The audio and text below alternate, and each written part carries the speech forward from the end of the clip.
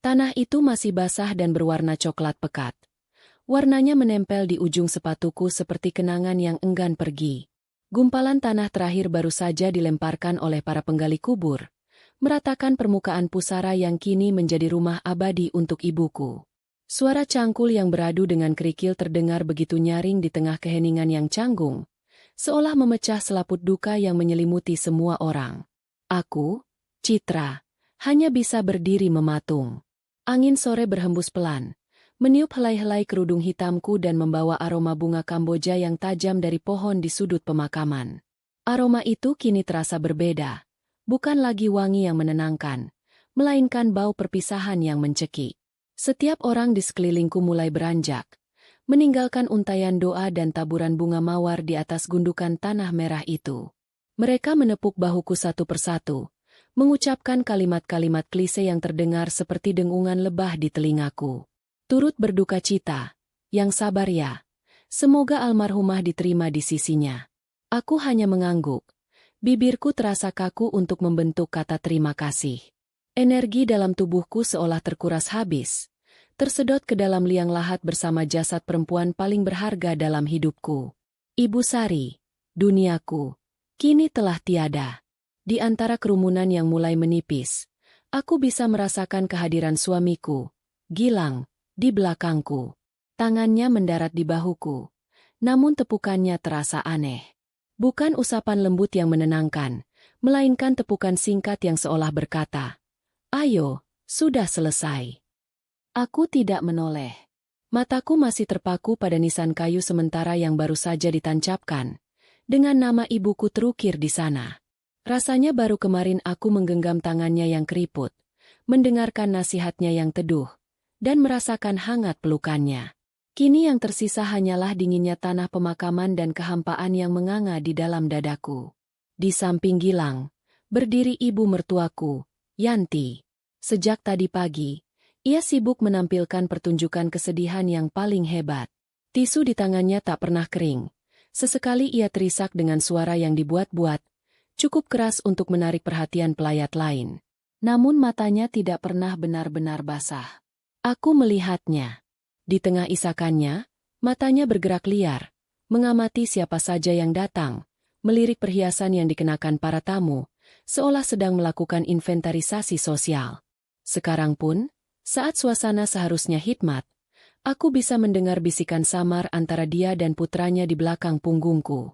Aku tidak bisa menangkap seluruh kalimatnya, hanya beberapa kata yang terbawa angin. Kata-kata seperti, luas sekali, lokasi bagus, dan sendirian. Kata-kata itu seperti jarum kecil yang menusuk kesadaranku yang sedang berkabut oleh duka. Aku mencoba mengabaikannya, berpikir mungkin aku salah dengar, mungkin pikiranku sedang kacau. Tapi firasatku berkata lain. Firasat yang sama seperti yang pernah ibuku utarakan beberapa bulan sebelum ia jatuh sakit. Citra, matamu harus selalu terbuka. Jangan hanya melihat apa yang tampak di depan, tapi juga apa yang bersembunyi di baliknya. Terutama pada orang-orang yang paling dekat denganmu. Begitu katanya suatu sore saat kami menyeruput teh di teras belakang rumah. Saat itu aku tidak begitu mengerti. Aku hanya mengira itu adalah nasihat umum seorang ibu. Sekarang, makna kalimat itu mulai terasa nyata. Citra, ayo pulang. Sudah mau maghrib. Suara Gilang akhirnya memecah lamunanku. Ia menarik lenganku dengan sedikit paksaan. Aku akhirnya menoleh, menatap wajahnya. Tidak ada jejak kesedihan di sana. Hanya ada ketidaksabaran. Di sebelahnya, Ibu Yanti mengangguk setuju. Matanya yang tajam menatapku seolah aku adalah sebuah halangan. Perjalanan pulang terasa lebih menyiksa daripada prosesi pemakaman itu sendiri. Kami bertiga duduk dalam mobil dalam keheningan yang pekat. Aku duduk di kursi penumpang depan, menatap kosong ke jalanan yang ramai oleh lampu kendaraan.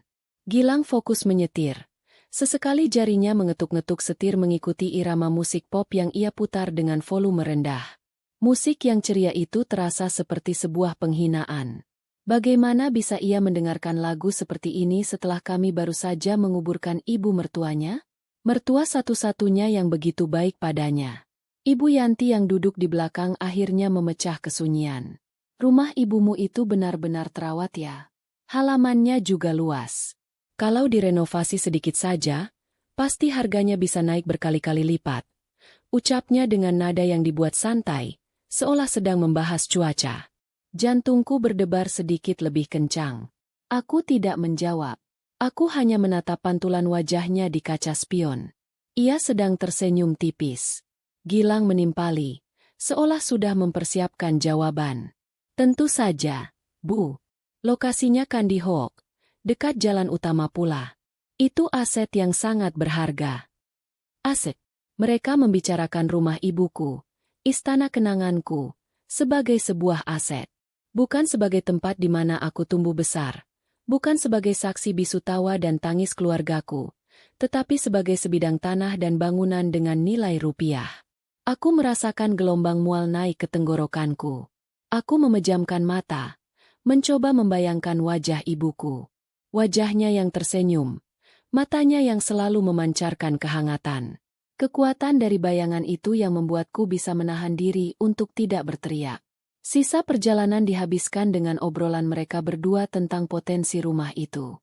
Mereka membahas rencana renovasi, kemungkinan membuka usaha di halaman depan, bahkan membicarakan berapa banyak kamar yang bisa disewakan jika dibuat menjadi rumah kos. Aku hanya diam, menjadi pendengar bisu dari kerakusan yang tak lagi mereka coba sembunyikan. Setiap kata yang keluar dari mulut mereka adalah belati yang mengiris hatiku yang sudah terluka. Mereka bahkan tidak menunggu tanah di makam ibuku mengering. Mereka sudah sibuk membagi-bagi warisan yang bahkan belum tentu menjadi hak mereka. Ketika mobil akhirnya berhenti di depan gerbang kayu rumah ibuku, hatiku terasa semakin berat. Rumah ini tampak begitu sepi tanpa kehadirannya. Lampu teras yang biasanya sudah menyala terang saat senja, kini padam. Bunga bugenvil di sudut taman yang selalu dirawatnya dengan telaten, kini terlihat sedikit layu. Rasanya seperti jiwa dari rumah ini telah ikut pergi bersama pemiliknya. Gilang turun lebih dulu dan membuka gerbang. Ia melakukannya dengan gerakan yang begitu wajar, seolah ini adalah rumahnya. Ibu Yanti mengikutinya dengan langkah angkuh, matanya langsung menyapu seluruh fasad rumah, dari taman depan hingga ke atap. Benar-benar investasi yang bagus, gumamnya, lebih pada dirinya sendiri, namun cukup keras untuk kudengar. Aku melangkah keluar dari mobil dengan kaki yang terasa seperti jeli. Setiap langkah menuju pintu depan terasa seperti berjalan di atas pecahan kaca. Ini adalah tempat perlindungan terakhirku, satu-satunya peninggalan fisik dari ibuku. Dan aku merasa, sebentar lagi tempat ini akan direbut dariku. Firasat buruk itu semakin kuat, merayap di kulitku seperti udara malam yang dingin. Aku membuka pintu, dan aroma masakan ibu yang samar-samar seolah masih tertinggal di udara, menyambutku dengan pelukan kenangan yang menyakitkan. Namun di belakangku, aku bisa merasakan dua pasang mata yang menatap rumah ini dengan tatapan yang berbeda. Tatapan seekor serigala yang telah menemukan mangsanya. Babak baru dari penderitaanku sepertinya akan segera dimulai. Tepat di tempat yang seharusnya menjadi surga teraman bagiku. Aroma khas rumah ibuku langsung menyergap indera penciumanku begitu aku melangkahkan kaki melewati ambang pintu. Campuran wangi bunga sedap malam dari vas di sudut ruangan, aroma teh melati sisa seduhannya tadi pagi, dan wangi pelembut pakaian yang selalu ia gunakan. Aroma ini adalah aroma rumah, aroma keamanan, aroma cinta. Biasanya, aroma ini akan langsung menenangkanku. Tapi tidak untuk hari ini. Hari ini, aroma itu terasa seperti hantu dari kebahagiaan yang telah direnggut. Dadaku terasa sesak, seolah udara di dalam rumah ini terlalu berat untuk kuhirup.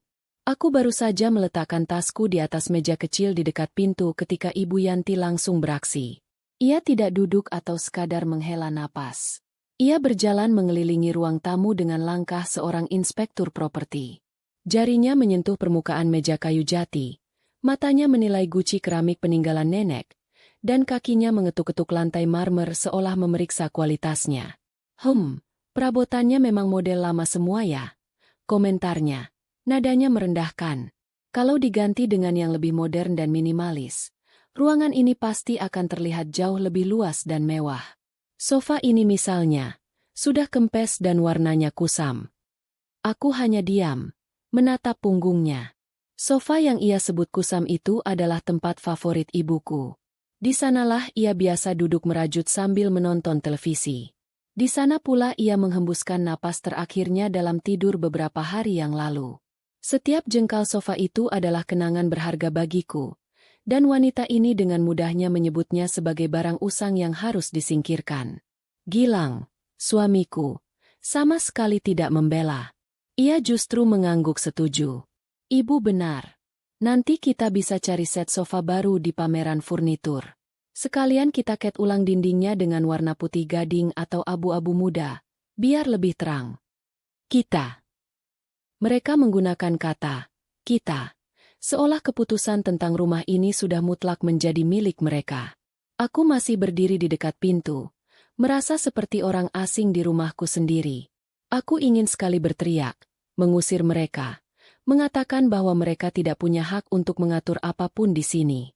Tapi suaraku tercekat di tenggorokan. Sebagian dari diriku masih berharap ini semua hanya mimpi buruk. Mungkin aku hanya terlalu sensitif karena sedang berduka. Mungkin maksud mereka baik, hanya cara penyampaiannya yang salah. Sebuah harapan naif yang akan segera dihancurkan berkeping-keping. Aku berjalan perlahan menuju kamar ibuku, ingin mencari ketenangan di sana, memeluk bantal yang masih menyimpan aroma rambutnya. Tapi langkahku terhenti oleh suara Gilang. Citra, mau kemana? Tanyanya. Nadanya bukan pertanyaan biasa, melainkan sebuah interogasi. Ke kamar ibu, jawabku lirih. Tunggu dulu, sahut Ibu Yanti cepat. Ia membalikan badan dan menatapku dengan tatapan tajamnya. Ada yang perlu kita bicarakan. Sesuatu yang penting. Sebagai keluarga. Ia menekankan kata, keluarga, dengan cara yang membuatku merinding. Aku tahu, inilah saatnya. Momen yang sejak tadi kutakuti di dalam mobil. Aku tidak punya pilihan selain menurut. Aku duduk di salah satu kursi tunggal, sementara mereka berdua mengambil posisi di sofa besar yang baru saja mereka hina, duduk berdampingan seperti raja dan ratu yang siap memberikan titah. Suasana hening sejenak. Ibu Yanti sepertinya memberikan isyarat mata pada Gilang untuk memulai pembicaraan. Gilang berdeham, memperbaiki posisi duduknya, dan menatapku dengan ekspresi yang ia pikir terlihat berwibawa. Citra, dengar. Mulainya. Kami tahu kamu sedang berduka. Kehilangan Tante Sari adalah pukulan berat bagi kita semua. Kita semua. Kebohongan pertama. Aku tidak melihat pukulan apapun di wajah mereka kecuali pukulan keberuntungan. Ia melanjutkan, tapi hidup harus terus berjalan. Kita harus memikirkan masa depan. Terutama masa depan kita berdua. Ia mencoba meraih tanganku yang kuletakkan di pangkuan, tapi aku secara refleks sedikit menariknya. Ekspresi wajahnya sedikit mengeras karena penolakanku, namun ia tetap melanjutkan pidatonya yang sudah ia siapkan. Rumah ini, katanya sambil mengedarkan pandangan ke seluruh ruangan. Rumah ini terlalu besar untuk kamu tinggali sendirian. Akan terasa sepi dan tidak aman. Kamu akan kesepian di sini. Ibu Yanti menimpali dengan suara yang dibuat penuh simpati. Benar, Nak. Sangat tidak baik bagi seorang wanita yang baru saja kehilangan ibunya untuk hidup menyendiri di rumah sebesar ini. Nanti kamu bisa terus-terusan sedih dan jatuh sakit. Kami khawatir padamu. Kekhawatiran palsu mereka terasa seperti racun. Mereka mencoba membungkus keserakahan mereka dengan selubung kepedulian. Mereka memposisikan diri sebagai penyelamat, sementara aku adalah korban lemah yang perlu ditolong. Lalu, apa maksud kalian? Tanyaku akhirnya. Suaraku terdengar serak. Gilang tersenyum, senyum yang sama sekali tidak mencapai matanya. Maksud kami baik. Untuk kebaikanmu dan kebaikan kita semua. Kami sudah memikirkannya matang-matang. Mulai besok, aku dan ibu akan pindah ke sini. Beberapa barang dari kontrakan akan kami bawa. Nanti adikku, Dita, dan suaminya juga bisa menempati kamar tamu di atas. Jadi rumah ini akan ramai kembali. Kamu tidak akan merasa kesepian lagi. Kita akan merawat rumah ini bersama-sama, sebagai satu keluarga besar. Darahku seolah berhenti mengalir. Jadi bukan hanya mereka berdua, tapi seluruh keluarganya. Mereka akan mengubah rumah kenanganku menjadi markas besar klan mereka. Mereka akan mengisinya dengan suara mereka, tawa mereka, barang-barang mereka, dan perlahan-lahan menghapus semua jejak ibuku hingga tak bersisa. Aku menatap Gilang, mencari sisa-sisa pria yang pernah kucintai. Pria yang dulu berjanji akan menjagaku dan menghormati keluargaku. Tapi aku tidak menemukannya. Yang ada di hadapanku adalah seorang pria asing yang serakah, yang matanya berbinar bukan karena cinta, tapi karena melihat tumpukan batu bata dan sertifikat tanah. Aku tidak mau, jawabku pelan, namun dengan penekanan di setiap kata. Ini rumah ibuku. Aku ingin semuanya tetap seperti ini. Ekspresi wajah Gilang langsung berubah. Topeng kepeduliannya luntur seketika, digantikan oleh kekesalan dan arogansi. Ibu Yanti mendecakkan lidahnya dengan tidak sabar. Jangan egois, Citra, sentak Gilang. Ini bukan lagi hanya tentang kamu atau ibumu. Ini tentang kita. Tentang masa depan keluarga kita. Apa kamu tidak berpikir? Biaya sewa kontrakan kami tidak murah. Dengan tinggal di sini, kita bisa menghemat banyak uang. Uang itu bisa kita gunakan untuk modal usaha atau investasi lain. Ini adalah solusi paling logis dan menguntungkan. Menguntungkan untuk siapa? Gilang? Untuk kalian? Balasku. Keberanianku mulai muncul dari dasar jurang keputusasaan. Wajah Ibu Yanti memerah karena marah. Jaga bicaramu. Tentu saja menguntungkan untuk kita semua. Kamu ini sudah jadi istri Gilang. Seharusnya kamu mendukung suamimu. Kenapa kamu jadi pelit begini setelah ibumu meninggal? Apa ini yang diajarkannya padamu? Menjadi istri pembangkang. Menyebut nama ibuku dengan cara seperti itu adalah sebuah kesalahan fatal. Kemarahan dingin yang tajam kini mengalir di nadiku, membekukan sisa-sisa kesedihanku. Mereka sudah melewati batas. Gilang, melihat amarah di mataku, sepertinya merasa posisinya terancam. Ia memutuskan untuk mengeluarkan kartu trufnya. Ultimatum yang ia yakini akan membuatku bertekuk lutut. Ia berdiri, menatapku dari atas dengan pandangan merendahkan. Dengar, Citra, aku tidak punya waktu untuk berdebat denganmu. Keputusanku sudah bulat. Katanya dengan suara final. Mulai sekarang, aku, ibu, dan seluruh keluargaku akan tinggal di sini. Ini lebih bermanfaat. Kalau kau tak setuju, ia berhenti sejenak, membiarkan ancamannya menggantung di udara. Kalau kau tak setuju, kita cerai. Kalimat itu menghantam udara di antara kami. Hening. Mereka berdua menatapku dengan ekspresi kemenangan. Mereka yakin aku akan hancur. Seorang wanita yang baru saja menjadi yatim piatu, kini diancam akan menjadi janda. Di dunia mereka, aku tidak punya pilihan lain selain tunduk. Mereka sudah merencanakan ini. Mungkin sudah sejak lama. Menunggu saat yang tepat. Saat di mana aku berada di titik terlemahku. Mereka salah besar. Hening. Kata, cerai, yang dilontarkan Gilang menggantung di udara ruang tamu yang pengap, menyerap semua suara lainnya. Detik jam dinding kuno di sudut ruangan terdengar seperti dentuman palu godam. Di sofa, Gilang berdiri dengan dagu terangkat. Dadanya membusung. Ia melipat tangan di dada. Sebuah pose kekuasaan yang ia tiru dari film-film. Di sebelahnya, Ibu Yanti menyunggingkan senyum kemenangan yang tipis dan penuh racun. Mereka telah melepaskan senjata pamungkas mereka. Mereka yakin sekali. Hanya dalam hitungan detik, aku akan luruh, menangis, memohon, dan akhirnya menyerahkan segalanya demi mempertahankan status pernikahanku yang rapuh. Mereka menunggu pertunjukan kehancuranku. Aku menatap mereka berdua, bergantian. Wajah suamiku yang angkuh, wajah ibu mertuaku yang licik. Di benakku, semua kepingan teka-teki kini menyatu dengan sempurna. Bisikan di pemakaman. Obrolan tentang aset di dalam mobil, hinaan terhadap perabotan ibuku, dan sekarang, ultimatum ini. Ini semua adalah sebuah rencana yang rapi. Rencana yang mereka susun di saat ibuku sedang berjuang melawan penyakitnya. Mungkin mereka bahkan sudah merayakannya saat mendengar kabar kematian ibuku.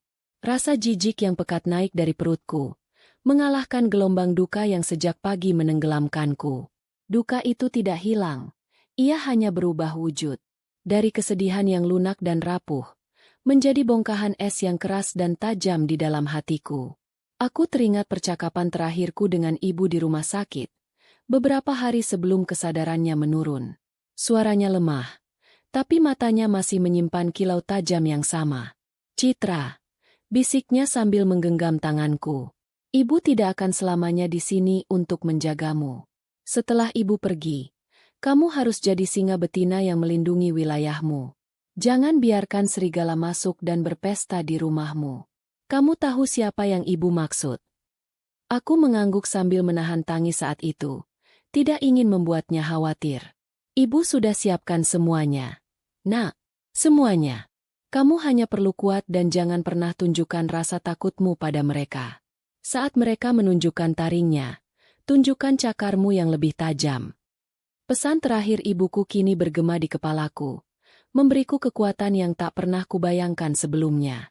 Aku menarik napas dalam-dalam, bukan karena gugup, tapi untuk mengumpulkan semua ketenangan yang kumiliki. Lalu, aku melakukan sesuatu yang sama sekali tidak mereka duga. Aku tersenyum. Bukan senyum sedih atau senyum terpaksa. Senyumku terukir perlahan di bibirku, tipis, dingin, dan tanpa kehangatan sama sekali. Mataku menatap lurus ke arah Gilang. Senyum itu tidak sampai ke mataku. Mataku tetap sedingin es. Itu adalah senyum seseorang yang baru saja membalikan papan catur dan menyadari bahwa lawannya sudah dalam posisi skakmat sejak 10 langkah yang lalu. Reaksi mereka sangat kentara. Senyum kemenangan di wajah Ibu Yanti langsung lenyap, digantikan oleh kerutan kebingungan. Pose angkuh Gilang sedikit goyah. Ia menurunkan tangannya. Mereka jelas tidak mengerti. Mereka mengharapkan air mata. Bukan senyum yang membekukan darah seperti ini. Apa yang kau tertawakan? Desis Gilang. Nadanya tidak lagi seyakin tadi. Ada sedikit getar keraguan di sana. Aku tidak menjawab pertanyaannya. Aku hanya mempertahankan senyumku dan berkata dengan suara yang datar dan tenang. Suara yang bahkan membuat diriku sendiri terkejut karena begitu terkendali. Baiklah, beri aku waktu 10 menit. Gilang dan Ibu Yanti saling berpandangan. Kebingungan mereka semakin menjadi. 10 menit? Untuk apa? Tanya Ibu Yanti dengan nada curiga. Mau menelepon sanak saudaramu untuk mengadu? Percuma saja. Tidak akan ada yang bisa menolongmu. Mau mengemasi barang-barangmu sambil menangis? Timpal Gilang dengan nada mengejek. Mencoba merebut kembali kendali situasi yang mulai terasa aneh baginya. Aku menggeleng pelan. Bukan untuk itu. Jawabku. Hanya 10 menit. Setelah itu, semuanya akan menjadi jelas. Tanpa menunggu persetujuan mereka, aku bangkit dari kursi. Aku tidak berjalan ke kamar atau ke pintu keluar. Aku berjalan ke arah meja konsol di dekat jendela, tempat telepon rumah dan sebuah agenda kecil milik ibuku tergeletak. Dengan gerakan yang lambat dan disengaja, aku mengambil ponselku dari dalam tas. Jantung mereka mungkin berdebar kencang karena penasaran. Tapi jantungku berdetak dengan ritme yang stabil. Tidak ada lagi rasa takut. Yang ada hanya kepastian. Aku membuka daftar kontak di ponselku. Jari jemariku berhenti pada sebuah nama. Pak Suryo, pengacara. Di bawah namanya, ada sebuah catatan kecil yang kutulis beberapa minggu lalu. Sesuai instruksi ibuku. Waktunya minum teh. Itu adalah kata sandi kami. Ibuku yang cerdas telah mengatur ini semua. Ia tahu sifat menantu dan besannya jauh lebih baik daripada yang kukira. Aku tidak menelepon. Aku hanya mengirim sebuah pesan singkat, mengetik 3 kata itu. Waktunya minum teh. Lalu aku menekan tombol kirim. Setelah itu, aku meletakkan ponselku di atas meja, layar menghadap ke bawah. Aku kembali duduk di kursiku, menyandarkan punggungku dengan santai, dan melipat tanganku di pangkuan. Aku menatap jam dinding kuno itu. Jarum panjangnya menunjuk ke angka 6. 10 menit dari sekarang, ia akan berada di angka 8. 10 menit itu terasa seperti selamanya bagi Gilang dan Ibu Yanti. Bagiku, itu adalah jeda yang kunikmati. 2 menit pertama, Mereka hanya diam, menatapku dengan curiga. Mereka mungkin berpikir aku hanya menggertak atau sedang mengalami guncangan jiwa. Menit ketiga, Ibu Yanti mulai gelisah. Ia berbisik pada Gilang, dan Gilang menggelengkan kepala, mencoba terlihat tenang. Menit kelima, Gilang mulai berjalan mondar-mandir di ruangan. Suara sol sepatunya yang mengetuk lantai marmer terdengar begitu keras. "Sebenarnya apa yang kau rencanakan, Citra?" tanyanya. Tidak bisa lagi menahan diri. Aku hanya menatapnya dan tersenyum lagi. Senyum yang sama dinginnya. Keheninganku rupanya jauh lebih menakutkan bagi mereka daripada teriakan atau makian. Menit ketujuh, Ibu Yanti mulai mengomel. Anak ini sudah tidak waras. Mungkin karena ibunya baru meninggal. Sudahlah, Gilang, tidak usah ditunggu. Anggap saja dia setuju. Ayo kita mulai pikirkan kamar mana yang akan kita tempati. Tapi Gilang tidak bergerak. Instingnya sepertinya memberitahunya ada sesuatu yang sangat salah. Ia terus menatapku, mencoba membaca pikiranku. Namun ia hanya menemukan dinding kosong. Wajahku tenang seperti permukaan danau di pagi hari. Namun di bawah permukaan itu, ada arus kuat yang siap menyeret mereka ke dasar. Tepat ketika jarum panjang jam dinding menyentuh angka 8, suara bel rumah yang nyaring memecah keheningan. Suaranya terdengar 2 kali. Gilang dan Ibu Yanti tersentak kaget. Mereka saling memandang dengan wajah tegang. Siapa yang datang bertamu di saat seperti ini? Kau mengundang seseorang? Tanya Gilang tajam. Aku tidak menjawab. Aku hanya bangkit dari kursi dengan anggun. Itu pasti untukku, kataku sambil berjalan menuju pintu depan. Jantungku berdebar, bukan karena takut, tapi karena antisipasi. Ibu, rencanamu dimulai sekarang. Aku membuka pintu. Di sana, di bawah cahaya lampu teras yang baru saja menyala otomatis, berdiri seorang pria parubaya yang berpenampilan sangat rapi dan berwibawa. Setelan jasnya berwarna abu-abu gelap, kemejanya putih bersih, dan dasinya terikat sempurna. Ia membawa sebuah koper kulit berwarna hitam. Wajahnya tenang namun sorot matanya tajam dan cerdas. Itu Pak Suryo. Di belakangnya, berdiri 2 orang pria berbadan tegap dengan seragam safari. Postur mereka sigap dan waspada. Wajah Gilang dan Ibu Yanti yang mengintip dari belakangku langsung berubah pucat pasi. Ini bukan kerabat yang datang untuk menghibur. Ini adalah sesuatu yang lain. Sesuatu yang serius. Sesuatu yang tidak pernah mereka perhitungkan dalam rencana serakah mereka. Senyum di wajahku kini lenyap, digantikan oleh ekspresi datar tanpa emosi.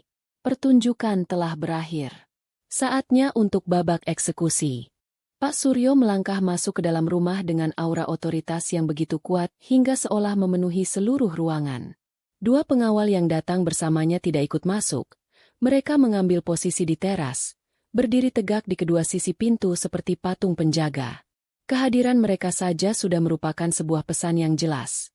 Situasi di dalam rumah ini sekarang berada di bawah kendali. Selamat malam. Sapa Pak Suryo dengan suara yang berat dan tenang. Ia mengangguk hormat padaku. Citra, saya turut berduka cita yang sedalam-dalamnya atas kepergian ibumu. Beliau adalah wanita yang sangat baik dan bijaksana. Terima kasih sudah datang, Pak. Jawabku. Suaraku terdengar mantap. Gilang, yang rasa terkejutnya sudah berubah menjadi amarah yang tertahan, melangkah maju. Maaf, ini siapa ya? Dan ada urusan apa datang malam-malam begini dengan membawa pengawal segala? Tanyanya dengan nada menantang, mencoba menunjukkan siapa pemilik rumah ini. Pak Suryo menoleh padanya. Ia menatap Gilang dari ujung rambut sampai ujung kaki dengan tatapan seorang ahli yang sedang menilai barang palsu. Tatapannya dingin dan analitis. Saya Suryo Hadinoto, pengacara pribadi almarhumah Ibu Sari. Jawabnya, menekankan setiap kata. Dan saya di sini atas permintaan klien saya, untuk menjalankan amanat terakhirnya. Ibu Yanti, yang bersembunyi di belakang Gilang, mencibir. Amanat? Amanat apa? Jangan mengada-ada. Kami ini keluarganya. Pak Suryo sama sekali tidak terpengaruh oleh ucapan sinis itu. Ia seolah menganggapnya sebagai suara lalat yang mengganggu. Ia berjalan ke arah meja besar di tengah ruang tamu, meletakkan koper kulitnya di atasnya, dan membukanya dengan bunyi klik yang tegas. Ia mengeluarkan sebuah map tebal berwarna biru tua. Kalau begitu, mari kita perjelas status, keluarga, di mata hukum, kata Pak Suryo. Ia menatapku. Citra, silakan duduk. Kalian berdua juga, ujarnya pada Gilang dan Ibu Yanti, lebih sebagai perintah daripada undangan. Kami pun duduk. Aku di kursi tunggal seperti sebelumnya, merasa jauh lebih tenang sekarang karena ada sekutu di sisiku. Gilang dan Ibu Yanti kembali duduk di sofa. Namun kali ini posisi mereka tidak lagi terlihat angkuh. Mereka duduk di ujung sofa, tubuh mereka condong ke depan, tegang dan penuh kewaspadaan. Pak Suryo membuka mapnya. Ibu Sari, klien saya, telah mempersiapkan segalanya dengan sangat teliti. Beliau seolah tahu bahwa hari seperti ini akan datang. Mulainya, kalimatnya langsung menusuk tepat ke sasaran. Gilang dan Ibu Yanti tampak tersinggung. Beliau meninggalkan sebuah surat wasiat yang telah disahkan di depan notaris dan memiliki kekuatan hukum yang mutlak. Ia mengeluarkan selembar dokumen dengan segel resmi di atasnya. Saya akan membacakan poin-poin terpentingnya. Pak Suryo berdeham sejenak, lalu mulai membaca dengan suara yang jelas dan lantang. Poin pertama, seluruh aset bergerak, termasuk saldo di semua rekening bank, deposito, perhiasan, dan kendaraan atas nama Sari binti Partono, diwariskan sepenuhnya kepada putri tunggalnya yang sah, yaitu Citra binti Suharjo. Ibu Yanti mendengus pelan, seolah bagian itu sudah ia duga dan tidak terlalu penting baginya. Yang ia incar adalah rumah ini. Poin kedua, lanjut Pak Suryo, suaranya menjadi lebih tegas. Seluruh aset tidak bergerak, yang dalam hal ini adalah sebidang tanah beserta bangunan rumah yang berdiri di atasnya, yang beralamat di Jalan Merpati nomor 17, diwariskan sepenuhnya kepada putri tunggalnya yang sah, yaitu Citra binti Suharjo. Wajah Ibu Yanti langsung mengeras. Gilang tampak tidak percaya. Itu tidak mungkin, seru Gilang. Sebagai suaminya, saya juga punya hak. Itu bisa menjadi harta Gonogini. Pak Suryo mengangkat satu tangannya, mengisyaratkan Gilang untuk diam. Tolong jangan memotong. Saya belum selesai. Justru bagian selanjutnya ini didedikasikan khusus untuk Anda, katanya dengan nada yang mengandung ironi tajam. Ia melanjutkan membaca. Poin ketiga, berkaitan dengan poin kedua, almarhumah menambahkan sebuah klausul khusus. Klausul ini menyatakan bahwa rumah warisan tersebut bertujuan untuk menjadi tempat perlindungan dan kedamaian bagi putrinya.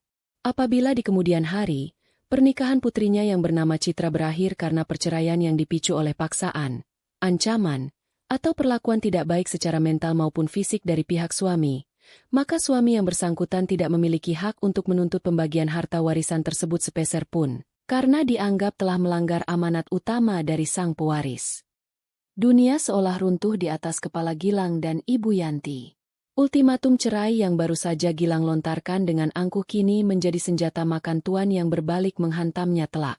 Ancaman itu kini menjadi bukti pelanggaran amanat. Pak Suryo menatap Gilang lekat-lekat. Ancaman cerai yang Anda lontarkan 10 menit yang lalu, dengan saya dan 2 orang saksi di luar sebagai pendengarnya, sudah lebih dari cukup untuk mengaktifkan klausul ini. Ini rekayasa. Ini palsu, teriak Ibu Yanti. Wajahnya merah padam. Surat wasiat ini pasti dibuat-buat. Pak Suryo tetap tenang. Ia mendorong dokumen itu ke tengah meja. Silakan periksa. Tanda tangan almarhumah, tanda tangan 2 saksi, dan cap notaris yang sah.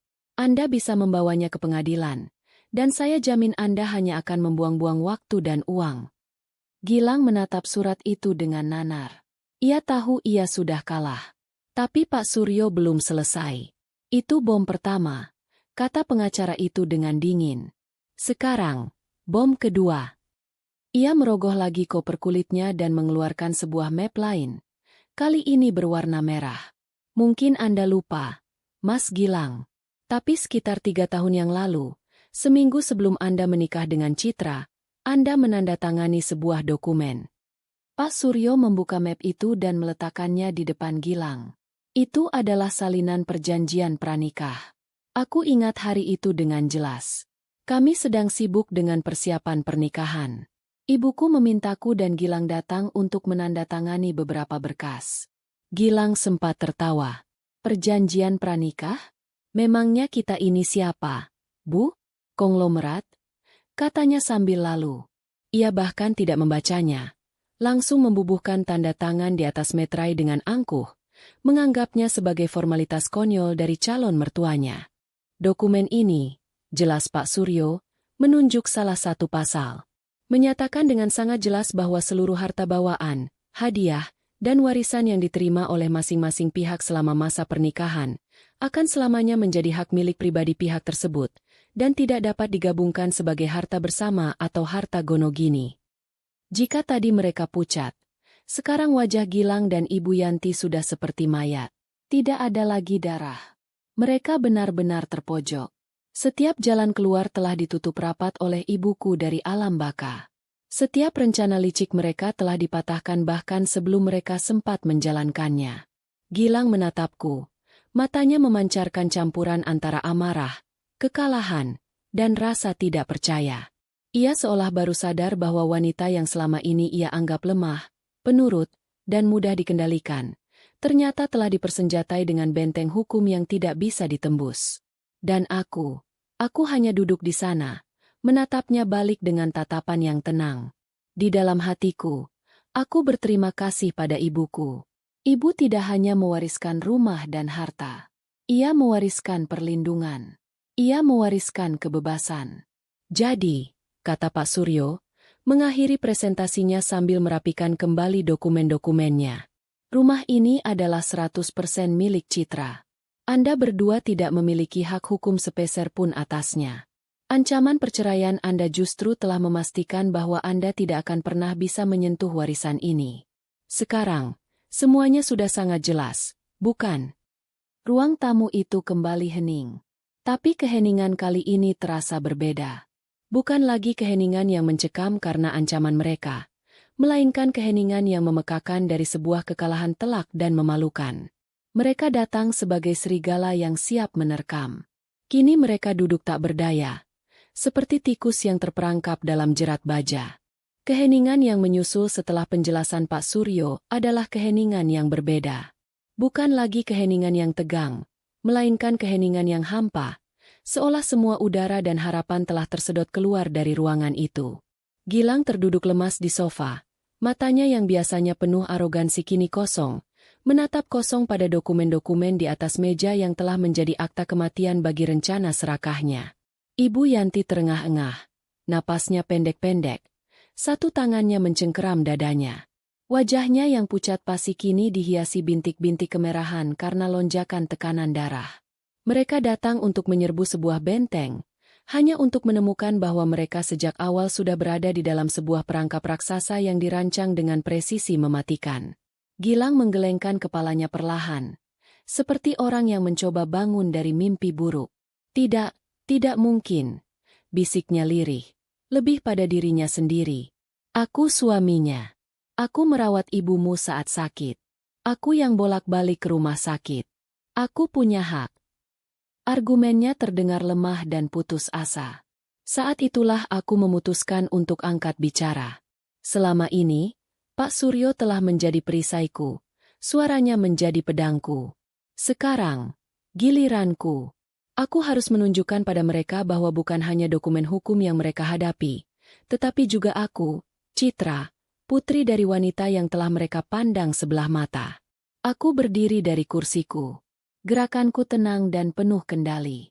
Aku menatap lurus ke arah Gilang, tatapan yang membuat argumennya yang terbata-bata itu mati di tenggorokannya. Merawat ibuku? Tanyaku.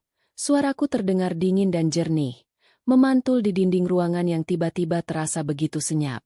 Apakah kau menyebut merawat saat kau mengeluh di telepon pada ibumu tentang biaya bensin untuk mengantarku ke rumah sakit? Apakah kau menyebut merawat saat kau hanya menjenguknya selama 15 menit, lebih banyak menghabiskan waktu bermain ponsel, lalu pamit pulang dengan alasan ada urusan penting padahal kau pergi untuk menonton bola bersama teman-temanmu? Setiap pertanyaanku adalah sebuah fakta yang tak terbantahkan. Wajah Gilang memucat. Ia tidak menyangka aku tahu semua itu. Ia pikir aku terlalu sibuk dengan kesedihanku untuk memperhatikan. Aku melanjutkan. Nadaku semakin tajam. Kau pikir aku tidak tahu? Kau pikir ibuku tidak tahu? Beliau tahu setiap kali kau datang dengan senyum palsumu. Bertanya tentang kesehatannya hanya sebagai basa-basi sebelum kau mulai membicarakan kesulitan bisnismu dan meminjam uang lagi padaku. Ibuku tahu semuanya. Aku kemudian mengalihkan pandanganku pada Ibu Yanti, yang kini menatapku dengan mata melotot penuh kebencian.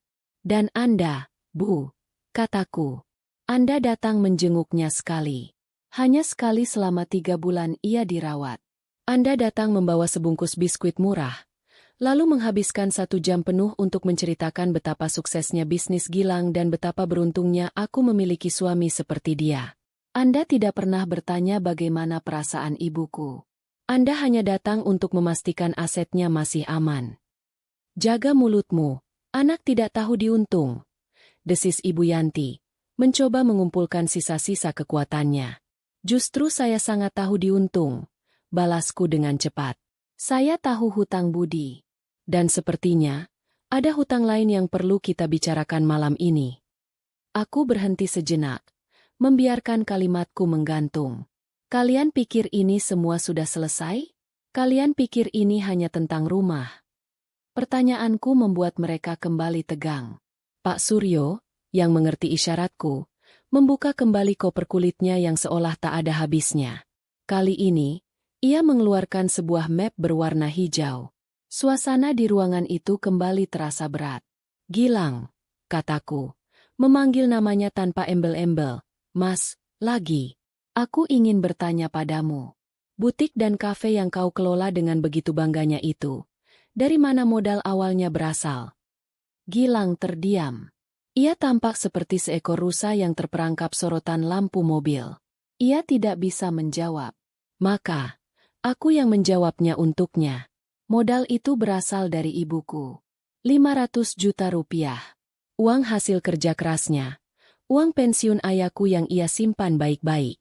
Kau datang padanya 3 tahun yang lalu, dengan proposal bisnis yang indah dan janji-janji setinggi langit. Kau bilang kau akan membuatnya bangga. Kau bilang kau akan menjadi menantu yang bisa diandalkan. Ibuku, karena cintanya padaku, karena ia ingin melihat suamiku sukses, memberikannya padamu. Itu bukan hutang, sanggah Gilang dengan panik. Itu bantuan. Bantuan dari seorang mertua untuk menantunya. Itu uang keluarga. Benarkah? Tanyaku dengan senyum sinis. Aku menoleh pada Pak Suryo. Pengacaraku itu mengangguk paham. Ibu Sari adalah seorang wanita yang sangat cermat dan tidak pernah melakukan sesuatu tanpa perhitungan. Jelas Pak Suryo sambil membuka map hijau di tangannya. Uang sebesar 500 juta rupiah itu memang diberikan, tetapi bukan sebagai hadiah.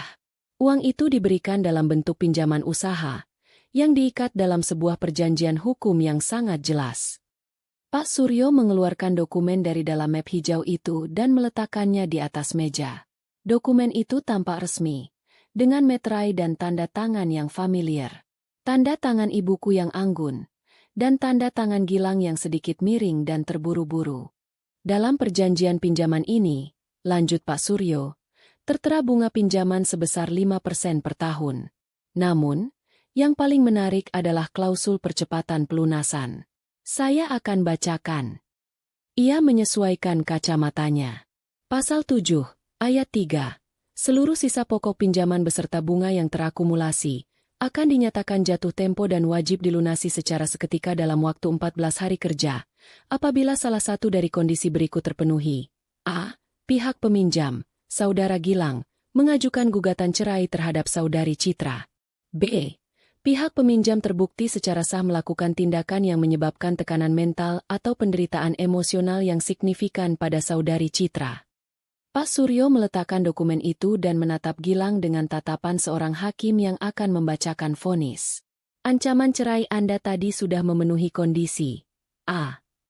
Dan perlakuan Anda serta ibu Anda malam ini, di saat putri beliau masih berduka, Jelas sekali memenuhi kondisi, B. Perjanjian ini sekarang aktif. Kaki Gilang gemetar hebat hingga lututnya beradu. Ia menatap kertas di atas meja itu seolah itu adalah seekor ular berbisa. 500 juta, ditambah bunga selama 3 tahun. Jumlahnya sangat besar. Jumlah yang ia tahu tidak akan pernah bisa ia kumpulkan dalam waktu singkat. Seluruh bisnisnya, butiknya, kafenya, mobilnya, semua itu berputar di atas uang itu. Jika modal dasarnya ditarik, maka seluruh kerajaannya yang rapuh itu akan runtuh menjadi debu. Aku melangkah mendekati meja, berdiri tepat di hadapan Gilang yang kini terduduk tak berdaya. Aku menatap matanya yang dipenuhi teror dan keputusasaan. Atas nama almarhumah ibuku, Sari binti Partono, dan sekarang sebagai ahli waris tunggalnya yang sah, kataku dengan suara yang mantap dan tanpa getar sedikitpun. Aku menagih hutang itu. Seluruhnya. Sekarang juga. Palu vonis telah diketuk. Bukan oleh hakim di pengadilan, tapi olehku, di ruang tamu rumah ibuku. Pak Suryo kemudian menambahkan detail yang menghancurkan sisa harapan mereka.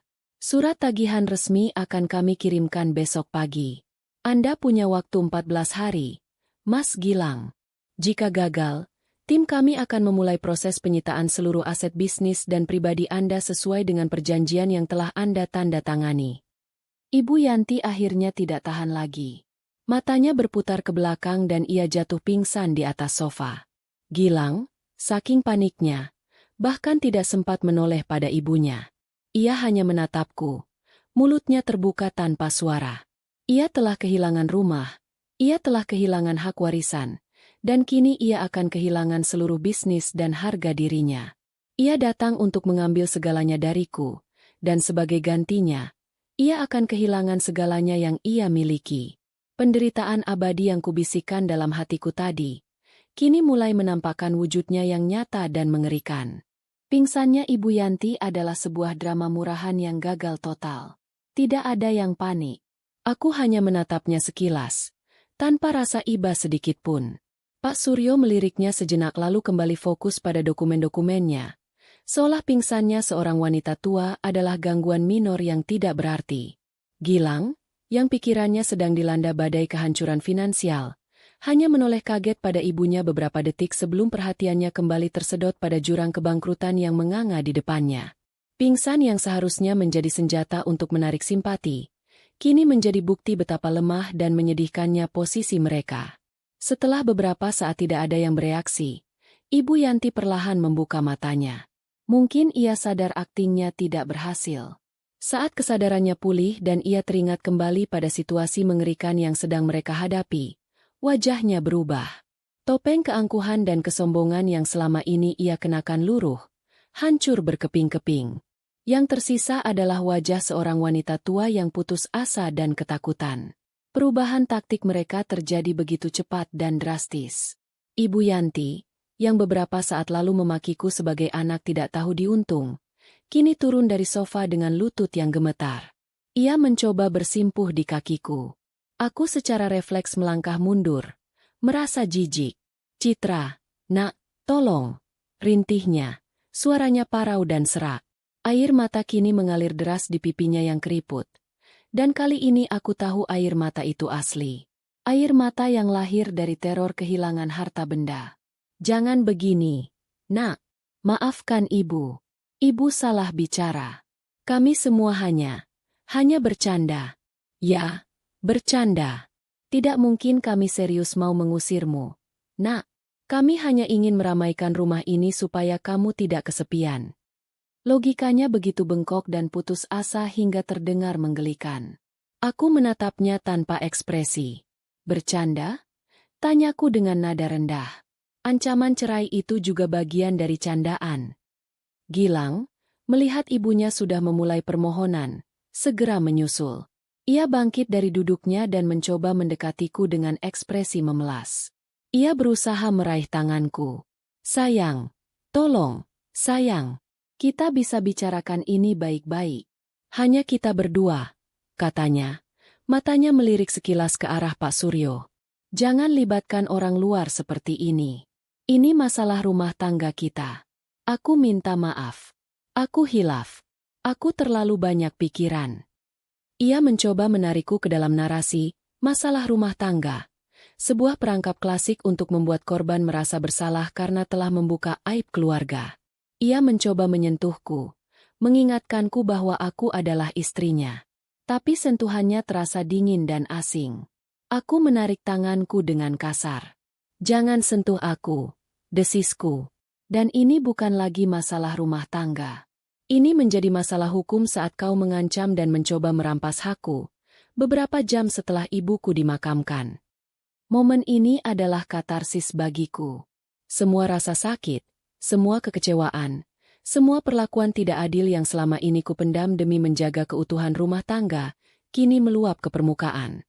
Bukan sebagai amarah yang meledak-ledak, melainkan sebagai aliran lava dingin yang membakar semua kepura-puraan mereka. Kalian bilang kalian bercanda. Aku menatap mereka bergantian. Mata mereka kini penuh permohonan. Apakah ibu juga bercanda saat mengatakan pada bibi dan sepupuku di acara arisan bahwa aku mungkin mandul karena sudah 3 tahun menikah tapi belum juga punya anak? Wajah Ibu Yanti langsung pias. Ia tidak menyangka aku tahu gosip kejam yang ia sebarkan di belakangku. Aku beralih pada Gilang.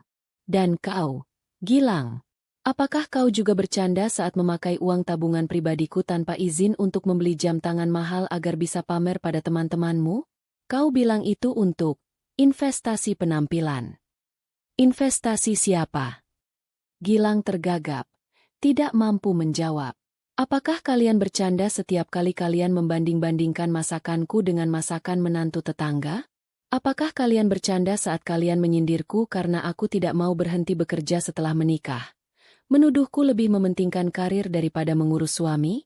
Apakah semua hinaan kecil yang kalian lontarkan setiap hari, yang kalian bungkus seolah-olah itu adalah nasihat, itu semua juga bagian dari lelucon besar kalian?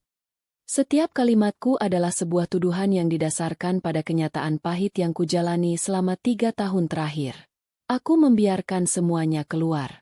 Semua luka kecil yang selama ini kuinjak-injak agar tidak terasa, kini kuangkat satu persatu dan kutunjukkan pada mereka. Tidak, kataku akhirnya. Suaraku kembali tenang namun mematikan.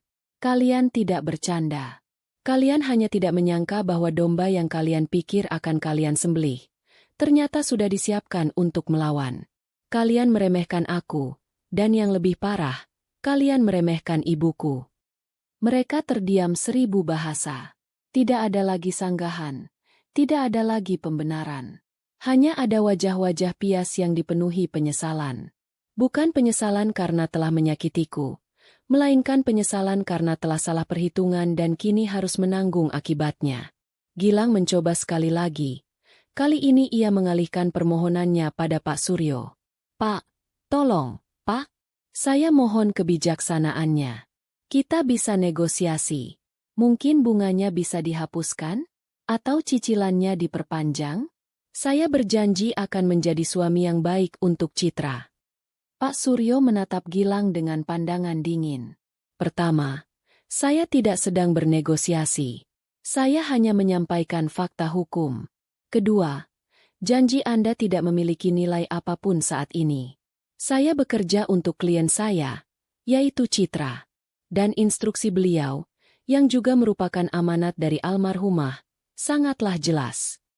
Ia menoleh padaku, seolah meminta konfirmasi. Aku mengangguk tegas. Tidak ada negosiasi. Tidak ada kesempatan kedua. Kata-kataku adalah vonis terakhir. Harapan terakhir di mata Gilang dan Ibu Yanti padam seketika. Mereka akhirnya mengerti. Tidak ada jalan kembali. Mereka tidak sedang berhadapan dengan Citra yang penurut dan penakut lagi. Mereka berhadapan dengan ahli waris Ibu Sari, seorang wanita yang telah mewariskan tidak hanya harta, tapi juga kekuatan dan ketegasannya. Ibu Yanti mulai menangis sesenggukan. Kali ini tangisan yang pilu dan menyedihkan. Bukan lagi tangisan seorang manipulator, tapi tangisan seseorang yang benar-benar hancur. Gilang merosot kembali ke sofa, menutupi wajahnya dengan kedua tangannya. Punggungnya terguncang hebat. Pemandangan dua manusia yang hancur lebur di hadapanku tidak memberiku kepuasan seperti yang mungkin dibayangkan orang. Aku hanya merasakan kehampaan yang dingin. Topeng mereka telah terlepas, dan apa yang ada di baliknya ternyata jauh lebih buruk dari yang kuduga. Bukan monster yang menakutkan, melainkan dua jiwa kerdil yang serakah dan menyedihkan. Mereka telah kalah, bukan olehku, tetapi oleh sifat buruk mereka sendiri. Tangisan Ibu Yanti dan isakan tertahan dari Gilang mengisi kekosongan di ruang tamu. Suara itu terdengar sumbang dan menyedihkan. Sebuah ratapan kekalahan yang tidak menimbulkan rasa iba sedikit pun di hatiku. Selama beberapa menit yang panjang, aku membiarkan mereka tenggelam dalam penyesalan mereka sendiri. Aku membiarkan mereka merasakan bagaimana rasanya saat dunia yang mereka bangun di atas fondasi keserakahan runtuh menimpa kepala mereka sendiri. Pak Suryo berdiri diam di sampingku, sabar dan profesional, memberiku ruang untuk menjadi penguasa penuh di momen krusial ini. Akhirnya, setelah tangisan Ibu Yanti mereda menjadi isak-isak kecil yang putus asa, aku menarik napas panjang. Waktunya untuk mengakhiri babak ini. Waktunya untuk membersihkan rumahku dari kehadiran mereka yang beracun. Sekarang, kataku, suaraku terdengar tegas dan tanpa kompromi, membelah udara yang berat. Pergi dari rumah saya. Dua pasang mata langsung menatapku. Mata Gilang yang merah dan sembab, dan mata Ibu Yanti yang dipenuhi ketidakpercayaan. Mereka mungkin berpikir setelah melihat mereka hancur dan memohon, hatiku akan luluh. Mereka pikir aku akan memberi mereka pengampunan, atau setidaknya penangguhan hukuman. Pergi? Ulang Gilang dengan suara serak. Ia menatapku seolah aku baru saja mengucapkan kalimat dalam bahasa asing. Kemana kami harus pergi, Citra? Ini sudah malam. Apa kau tega mengusir suamimu sendiri ke jalanan? Ia masih mencoba menggunakan statusnya sebagai suami, sebuah kartu yang sudah tidak lagi memiliki nilai di mataku. Ibu Yanti, dengan sisa tenaganya, ikut memohon.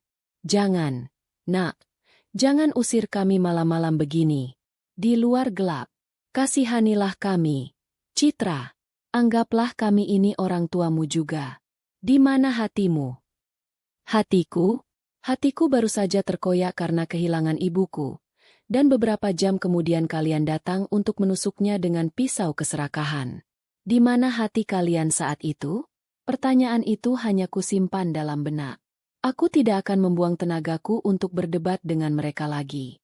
Keputusanku sudah final. Pertama, ini bukan jalanan. Kalian punya tempat tinggal. Rumah kontrakan 3 kamar yang sering kau banggakan pada teman-temanmu itu. Gilang, pulanglah ke sana, kataku dengan tenang, mematahkan argumen pertamanya. Kedua, statusmu sebagai suamiku akan segera berakhir. Aku akan mengurus surat cerai besok pagi. Jadi berhentilah menggunakan kata itu untuk memanipulasiku.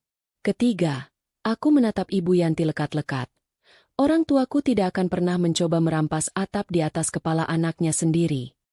Setiap kalimatku adalah sebuah pintu yang tertutup rapat. Tidak menyisakan celah sedikit pun bagi mereka untuk masuk. Mereka mulai sadar bahwa permohonan dan drama air mata tidak akan berhasil. Wajah Gilang mengeras. Sisa-sisa arogansinya yang terluka muncul kembali. Aku tidak mau pergi, katanya dengan nada menantang yang lemah. Ini juga rumahku sebagai suamimu. Sebelum ada surat cerai yang sah, aku masih punya hak untuk tinggal di sini. Ia mencoba berlindung di balik celah hukum yang sempit. Sebuah kesalahan fatal. Aku tidak menanggapi gertakannya. Aku hanya menoleh dan memberikan anggukan kecil pada Pak Suryo.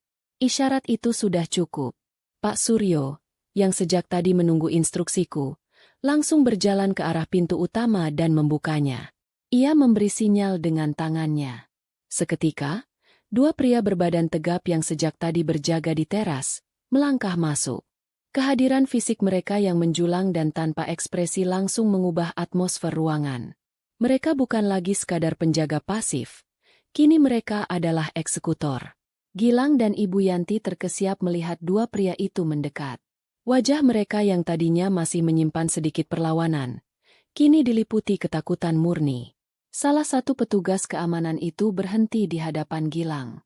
Ia tidak menyentuh, hanya berdiri dengan postur yang mengintimidasi. Mari, Pak. Sudah malam. Waktunya Bapak pulang. Katanya dengan suara yang sopan namun tidak menyisakan ruang untuk negosiasi. Gilang menelan ludah. Ia melirik ke arahku. Mungkin berharap aku akan membatalkan perintah ini. Aku hanya menatapnya dengan dingin. Ia lalu menatap dua pria tegap di hadapannya. Ia tahu ia tidak akan bisa melawan. Perlawanan fisik hanya akan membuatnya tampak lebih menyedihkan. Dengan bahu yang merosot kalah, ia akhirnya berdiri. Petugas keamanan yang satu lagi mendekati Ibu Yanti yang masih terduduk di sofa sambil gemetaran. "Ibu, mari kami bantu," ujarnya dengan nada yang sama. Ia mengulurkan tangannya, sebuah gestur sopan yang mengandung paksaan mutlak. Ibu Yanti mulai meratap lagi. Jangan sentuh saya. Gilang, tolong Ibu, Gilang." Tapi Gilang tidak bisa menolong siapapun, bahkan dirinya sendiri. Dengan enggan, dibantu oleh petugas itu, Ibu Yanti akhirnya berdiri. Tubuhnya terasa ringkih dan rapuh, kontras dengan sikapnya yang angkuh beberapa jam yang lalu. Prosesi pengusiran itu dimulai. Sebuah perjalanan singkat dari ruang tamu menuju pintu depan yang terasa seperti sebuah arak-arakan penghinaan. Mereka berjalan pelan, dikawal di depan dan di belakang oleh para petugas. Aku mengikuti beberapa langkah di belakang, menjadi saksi bisu dari akhir drama yang mereka ciptakan sendiri. Langkah mereka melewati foto pernikahan kami yang terpajang di dinding. Di foto itu, kami tersenyum bahagia. Sebuah kebohongan yang indah. Mereka melewati lemari kaca tempat piala-piala penghargaan sekolahku yang selalu dibanggakan ibuku. Mereka melewati kursi goyang tua tempat ibuku biasa mengaji di waktu subuh. Setiap benda di rumah ini seolah menjadi penonton yang menatap mereka dengan tatapan menghakimi. Di ambang pintu, Gilang berhenti sejenak. Ia menoleh padaku untuk terakhir kalinya. Matanya menyiratkan berbagai macam emosi. Amarah, penyesalan, kebencian, dan secercah permohonan yang putus asa. "Kau akan menyesali ini, Citra," desisnya. "Aku sudah menyesal," jawabku. "Aku menyesal karena tidak menyadari siapa dirimu sebenarnya sejak dulu." Kata-kataku adalah pukulan terakhir. Tidak ada lagi yang bisa dikatakan. Petugas keamanan dengan sopan membimbingnya keluar, menuruni beberapa anak tangga di teras. Saat mereka sampai di gerbang depan, sebuah kebetulan yang menyakitkan bagi mereka terjadi. Pak RT yang rumahnya di seberang jalan baru saja pulang dari masjid, masih mengenakan sarung dan peci. Beberapa tetangga lain juga sedang duduk-duduk santai di teras rumah mereka, menikmati angin malam. Mereka semua berhenti beraktivitas. Mata mereka tertuju pada pemandangan aneh di depan rumahku. Gilang dan ibunya, dengan wajah kacau dan mata sembab, diantar keluar oleh dua pria berseragam safari. Tidak ada yang bertanya. Tidak ada yang bersuara. Tapi tatapan mereka, campuran antara rasa ingin tahu dan keterkejutan, adalah bentuk penghakiman publik yang paling memalukan. Harga diri keluarga Yanti yang selalu ia jaga dan pamerkan, kini hancur lebur di hadapan para tetangga. Salah satu petugas membuka gerbang, mempersilakan mereka keluar, lalu menutupnya kembali. Bunyi, klik, dari gerendel gerbang yang dikunci terdengar begitu keras di keheningan malam. Bunyi itu adalah sebuah titik, sebuah penutup. Aku berdiri di ambang pintu rumahku, menatap punggung mereka yang berjalan gontai menjauh di bawah cahaya lampu jalan. Mereka tidak menoleh lagi. Mereka hanya berjalan, semakin kecil, dan akhirnya menghilang di tikungan jalan. Pak Suryo mendekatiku. "Semuanya sudah beres, Citra. Mereka tidak akan mengganggumu lagi." Aku mengangguk pelan. "Terima kasih, Pak." Setelah Pak Suryo dan timnya pamit, aku menutup pintu rumahku. Aku menyandarkan punggungku di daun pintu yang kokoh itu. Aku sendirian sekarang, di dalam rumah yang besar dan sunyi. Tapi untuk pertama kalinya sejak ibuku meninggal, aku tidak merasa takut atau kesepian. Aku merasa lega. Udara di dalam rumah terasa lebih ringan, seolah beban berat yang selama ini menekan telah terangkat. Rumah ini akhirnya bersih. Rumah ini akhirnya kembali menjadi milikku seutuhnya. Hari-hari berikutnya berlalu dalam ketenangan yang aneh. Duka atas kepergian ibuku masih ada, tentu saja. Sebuah lubang menganga di hatiku yang tak akan pernah bisa tertutup sempurna. Namun, kini aku bisa merasakannya dengan murni, tanpa dicampuri oleh kecemasan dan tekanan dari kehadiran Gilang dan Ibu Yanti. Aku mulai membersihkan rumah, bukan hanya dari debu, tapi juga dari jejak energi mereka. Aku menyingkirkan foto pernikahan kami dari dinding, menyimpannya di dalam sebuah kotak di gudang. Aku mencuci semua spray dan sarung bantal di kamar tamu yang sempat mereka duduki. Aku ingin rumah ini kembali menjadi surga kenanganku bersama ibu, bukan lokasi sebuah pertempuran. Sementara aku menata kembali hidupku yang porak-poranda, roda hukum yang telah digelindingkan oleh Pak Suryo terus berputar dengan kecepatan penuh. Pak Suryo secara rutin memberiku kabar terbaru melalui telepon. Setiap laporannya adalah babak baru dari kejatuhan keluarga angkuh itu. Laporan pertama datang tepat 14 hari kerja setelah surat tagihan resmi dilayangkan. Sesuai dugaan, Bu Citra, saudara Gilang tidak mampu melunasi hutangnya. Kata Pak Suryo di telepon, suaranya terdengar tenang seperti biasa. Tim kami akan memulai proses eksekusi penyitaan aset besok pagi, sesuai dengan perjanjian yang berlaku. Aku hanya menjawab singkat. Laksanakan sesuai prosedur, Pak. Tidak ada rasa girang atau puas dalam diriku. Hanya perasaan bahwa keadilan memang harus ditegakkan. Kabar tentang penyitaan itu sampai padaku melalui berbagai cara. Seorang teman lamaku mengirimkan foto butik milik Gilang yang pintunya kini disegel dengan stiker merah besar dari jurusita. Foto itu dengan cepat menyebar di grup alumni kami. Beberapa hari kemudian, saat aku sedang dalam perjalanan pulang dari supermarket, aku melewati kafe yang dulu sering dibanggakan Gilang. Kafe itu kini tampak gelap dan tak bernyawa. Di jendela kacanya tertempel pengumuman, tutup sementara, yang ditulis tangan dengan spidol. Namun semua orang di lingkungan itu tahu apa arti sebenarnya dari penutupan itu. Kerajaan bisnis yang dibangun Gilang di atas pondasi uang ibuku, kini telah kembali menjadi debu. Kejatuhan finansial mereka diperparah dengan kehancuran sosial.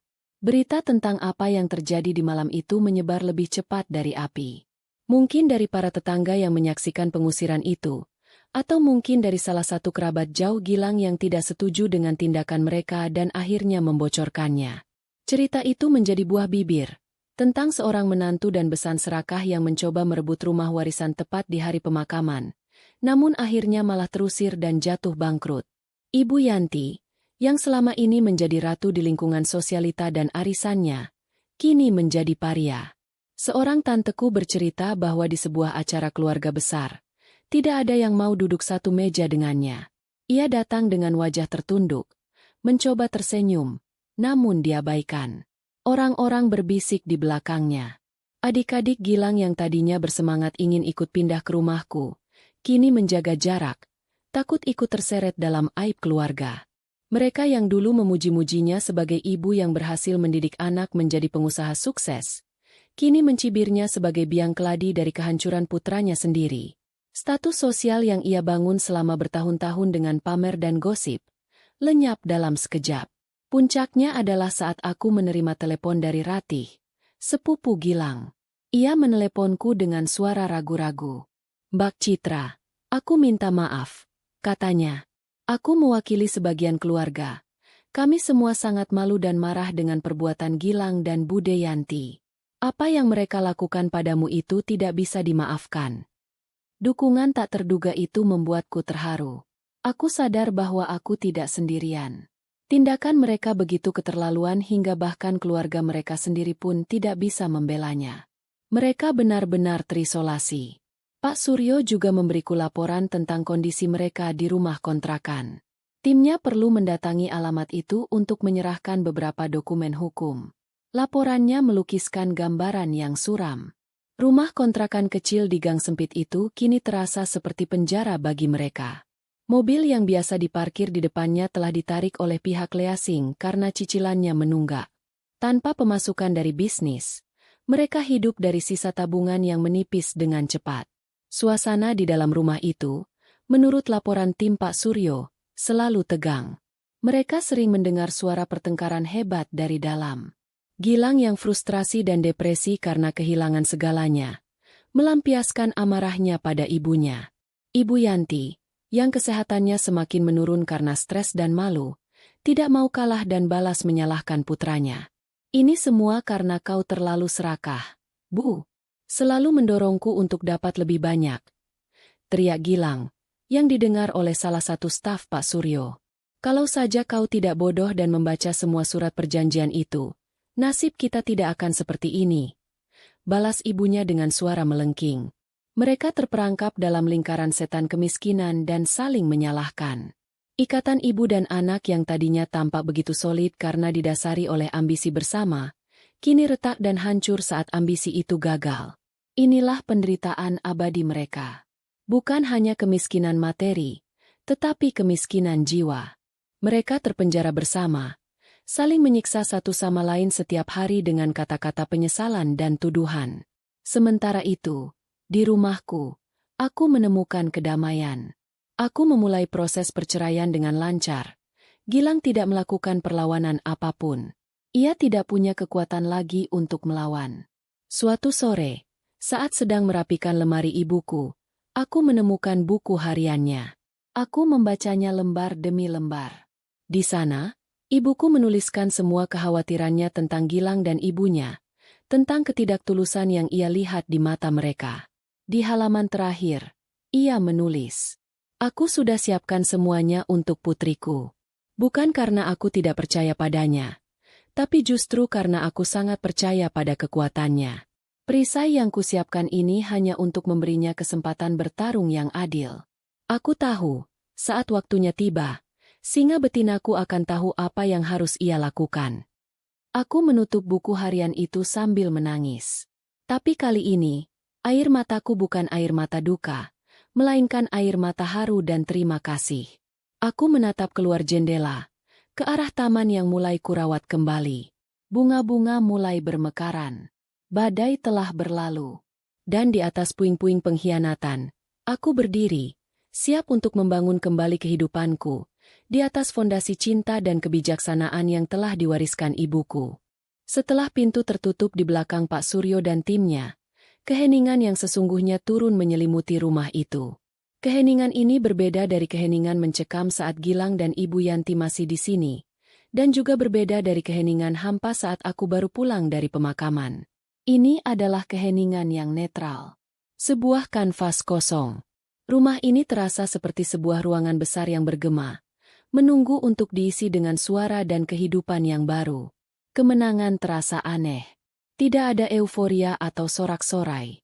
Yang ada hanyalah kelegaan yang dalam dan melelahkan. Seolah aku baru saja menyelesaikan sebuah maraton panjang yang menguras seluruh emosi dan tenagaku. Beberapa hari pertama, aku bergerak seperti robot. Aku membersihkan setiap sudut rumah dengan energi yang nyaris obsesif. Aku menggosok lantai marmer tempat mereka berdiri, menyedot debu di sofa tempat mereka duduk, dan mengelap setiap permukaan yang mungkin telah mereka sentuh. Itu adalah sebuah ritual pembersihan, sebuah upaya untuk menghapus sisa-sisa energi negatif mereka secara fisik. Aku bahkan memanggil jasa pembersih profesional untuk mencuci semua gorden dan karpet. Aku ingin memastikan tidak ada satupun partikel dari mereka yang tertinggal di tempat perlindunganku. Namun, setelah rumah itu bersih secara fisik, aku dihadapkan pada tantangan yang lebih berat, membersihkan puing-puing di dalam hatiku. Proses perceraian berjalan dengan sangat cepat dan mulus. Gilang, melalui pengacaranya yang ditunjuk negara, tidak mengajukan tuntutan atau perlawanan apapun. Ia tidak punya dasar, tidak punya uang, dan yang terpenting, tidak punya lagi semangat untuk bertarung. Beberapa minggu kemudian, aku duduk di hadapan Pak Suryo, menandatangani lembar-lembar dokumen terakhir yang secara resmi mengakhiri pernikahanku. Goresan pena di atas kertas itu terasa begitu final. Tidak ada kesedihan atas berakhirnya pernikahan itu. Hanya sebuah penyesalan samar atas waktu dan kepercayaan yang telah kusia-siakan untuk orang yang salah. Babak itu kini telah benar-benar kututup. Kini, aku harus berhadapan dengan duka yang sesungguhnya. Duka atas kepergian ibuku. Selama krisis dengan Gilang berlangsung, adrenalin dan insting untuk bertahan hidup seolah menekan kesedihanku. Sekarang, di dalam rumah yang aman namun sunyi, kesedihan itu kembali datang mengunjungiku di malam hari. Aku sering terbangun di tengah malam, berpikir aku mendengar suara ibuku memanggil namaku, lalu menyadari itu hanyalah embusan angin di jendela. Untuk melawan kehampaan itu, aku memutuskan untuk mengisi rumah ini kembali dengan kenangan yang indah. Aku mulai dengan proyek terbesar, menyortir barang-barang peninggalan ibuku. Aku membuka lemarinya yang besar, dan aroma kapur barus bercampur parfum melatinya langsung menyergapku, membuat mataku panas. Aku menyentuh kebaya-kebaya sutranya yang tergantung rapi, membelai selendang batiknya yang lembut. Setiap helai kain bercerita. Di dalam laci meja riasnya, aku menemukan sebuah kotak kayu kecil. Di dalamnya ada tumpukan foto-foto lama yang sudah menguning, surat-surat dari ayahku saat beliau masih muda, dan sebuah buku harian bersampul kulit coklat. Buku harian yang kemudian menjadi penuntunku. Membaca tulisan tangan ibuku, aku seolah bisa mendengar kembali suaranya. Aku membaca tentang kegembiraannya saat aku lahir, kekhawatirannya saat aku sakit, dan kebanggaannya saat aku lulus kuliah. Dan ya, aku juga membaca tentang keraguannya terhadap Gilang, yang ia tulis dengan sangat hati-hati, seolah takut menyakiti perasaanku bahkan di dalam halaman pribadinya. Mengetahui bahwa intuisinya sama denganku memberiku validasi dan kekuatan yang luar biasa. Proses menyortir itu memakan waktu berminggu-minggu. Ada tangis, ada tawa saat aku menemukan foto-foto lucuku waktu kecil, dan ada kedamaian saat aku merasa semakin terhubung dengan arwah ibuku. Aku tidak membuang barang-barangnya. Aku menatanya kembali. Beberapa kebaya terbaiknya aku bingkai dalam kotak kaca dan kupajang di dinding ruang keluarga, mengubahnya menjadi sebuah karya seni yang penuh kenangan. Aku menggunakan kembali cangkir teh favoritnya, piring-piring antiknya. Aku ingin semangatnya tetap hidup di setiap sudut rumah. Secara perlahan, aku mulai membuka diri pada dunia luar. Sahabat-sahabatku yang selama ini memberiku ruang, kini mulai rutin datang berkunjung. Awalnya mereka datang untuk menghibur, membawa makanan dan menemaniku mengobrol. Lama-kelamaan, kunjungan mereka mengubah suasana rumah. Suara tawa mereka mengisi ruangan yang tadinya sunyi. Kami memasak bersama di dapur ibuku, menonton film di ruang keluarga, dan terkadang hanya duduk-duduk di teras belakang sambil menikmati teh sore, persis seperti yang sering kulakukan bersama ibu. Rumah ini tidak lagi terasa kosong. Rumah ini kembali hidup. Beberapa bulan setelah semuanya selesai, aku membuat janji temu lagi dengan Pak Suryo. Tapi kali ini bukan untuk membahas perceraian atau penyitaan. Aku datang dengan sebuah gagasan. Pak, kataku di kantornya yang megah, saya sudah memikirkannya matang-matang. Ibu meninggalkan warisan finansial yang lebih dari cukup untukku. Aku ingin sebagian besar dari dana itu tidak hanya diam di bank. Aku ingin membuatnya menjadi sesuatu yang akan membuat ibuku bangga. Pak Suryo mendengarkan dengan saksama. Aku ingin mendirikan sebuah yayasan atas nama beliau. Yayasan Sari Pertiwi. Lanjutku, suaraku mantap. Sebuah yayasan yang bertujuan untuk memberikan beasiswa pendidikan bagi anak-anak perempuan dari keluarga kurang mampu, dan juga memberikan pelatihan keterampilan untuk para ibu tunggal agar mereka bisa mandiri secara ekonomi. Ibuku selalu percaya pada kekuatan perempuan. Aku ingin melanjutkan keyakinannya. Wajah Pak Suryo yang biasanya selalu serius, kini dihiasi oleh seulas senyum tulus yang langka. Itu adalah ide yang sangat mulia. Citra, ibumu pasti akan sangat bangga padamu, katanya. Tentu saja saya akan bantu urus semua legalitasnya. Saat aku melangkah keluar dari kantor Pak Suryo sore itu, aku merasakan sebuah tujuan baru yang membakar semangatku. Ini bukan lagi hanya tentang bertahan hidup atau menyembuhkan luka. Ini tentang membangun sesuatu yang baru dari puing-puing. Mengubah rasa sakit dan kehilangan menjadi sesuatu yang bermanfaat bagi orang lain. Aku sadar, inilah cara terbaik untuk menghormati warisan ibuku. Bukan dengan meratapi kepergiannya, tetapi dengan melanjutkan semangat kebaikannya ke dunia.